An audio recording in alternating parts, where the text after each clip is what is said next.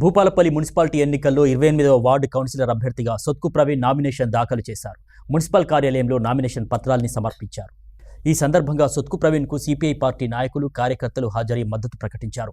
అనంతరం వారు మీడియాతో మాట్లాడారు. గతంలో ఏఎస్ఎఫ్లో విద్యారంగ సమస్యలపై పోరాడుతూ సిపిఐ పట్టణ కార్యదర్శిగా ఉన్న సొత్కు ప్రవీణ్ ప్రజాసేవలో నిమగ్నమై ఉన్నారని, సిపిఐ, సిపిఎం, కాంగ్రెస్ పార్టీ ఉమ్మడి అభ్యర్థిగా సొత్కు ప్రవీణ్ ఎన్నికల బరిలోకి దిగుతున్నట్టు తెలిపారు.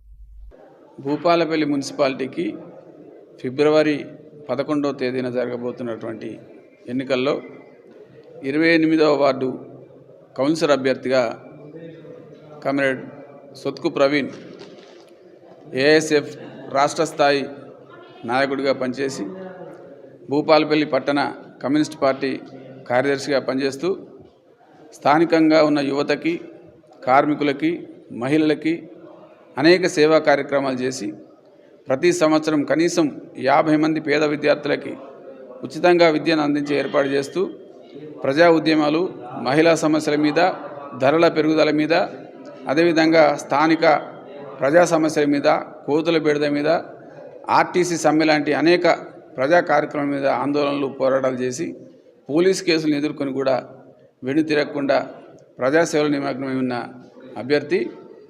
అతన్ని భారత కమ్యూనిస్ట్ పార్టీతో పాటు సిపిఎం, భారత జాతీయ కాంగ్రెస్ పార్టీలు కూడా బలపరుస్తూ ఉన్నాయి.